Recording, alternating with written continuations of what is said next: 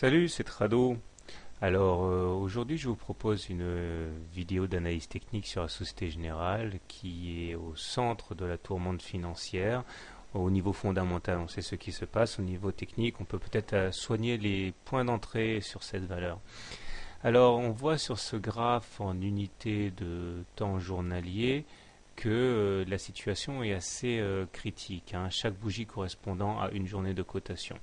Alors nous sommes à l'intérieur d'un canal ocre ici que j'ai fait figurer et il semblerait que nous soyons en train d'acter, hein, la borne basse, puisque hier on s'est arrêté pile poil sur cette borne basse, et si les choses devaient continuer de manière aussi favorable qu'elles sont engagées aujourd'hui, pourquoi ne pas assister à des rotations à l'intérieur de ce canal ocre, ce qui nous amènerait à terme à un niveau de 23,5 euros, donc une belle progression. Cela dit, c'est pas gagné puisque il y a des éléments techniques qui jouent contre ce scénario. En particulier, on voit que la moyenne mobile à 20 séances ici est baissière, c'est-à-dire que puisque nous sommes en dessous d'une M20 baissière, qu'on est en tendance baissière. Autrement dit, on pourrait remonter assez fortement, mais on serait confronté à un moment ou à un autre à cette M20 qui bloque justement l'accès au haut du canal ocre, et sur cette M20 on risque d'assister à des mouvements vendeurs. C'est là que la difficulté que les difficultés se feraient jour.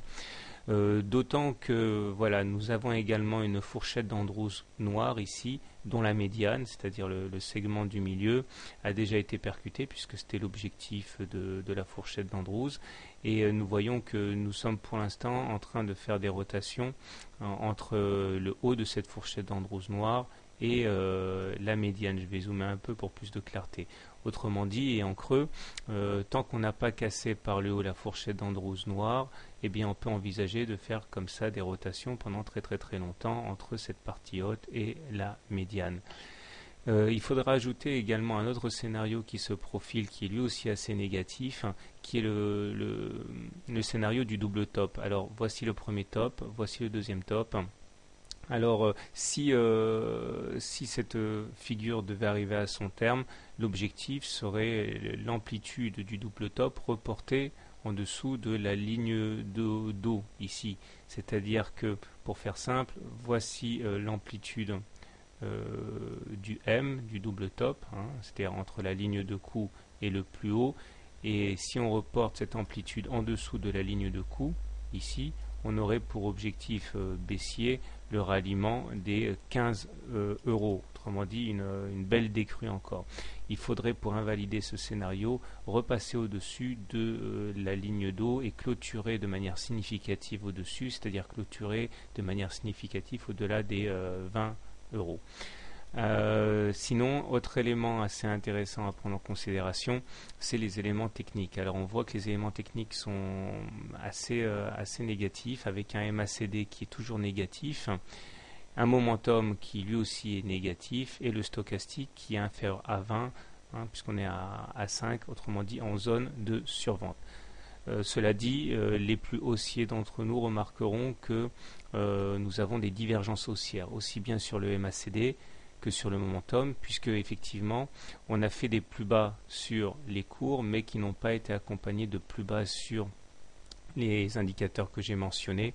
Autrement dit, on est en place pour un rebond technique. C'est-à-dire qu'il n'est pas dit que cela se fasse, mais en tout cas les indicateurs techniques tendent à montrer que la baisse a été un petit peu exagérée pour l'instant. Donc, pour faire simple, si vous êtes baissier et que vous pensez que les cours vont encore plonger et que vous voulez remettre à plus tard vos achats, vous pouvez tenter d'acheter les cours en cas de ralliement de l'objectif du double top, à savoir sur les 15 euros. Si vous êtes plutôt agressif dans vos achats, eh bien vous pouvez plutôt décider d'acheter maintenant en espérant rallier le plus haut du canal ocre vers les 23. Cela dit, il ne faut pas se leurrer puisqu'on est en dessous d'une M20 baissière.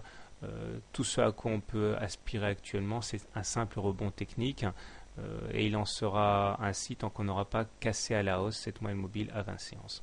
Voilà, je vous souhaite une bonne journée, de bons trades, et n'oubliez pas de vous abonner à la newsletter gratuite pour recevoir les mises à jour.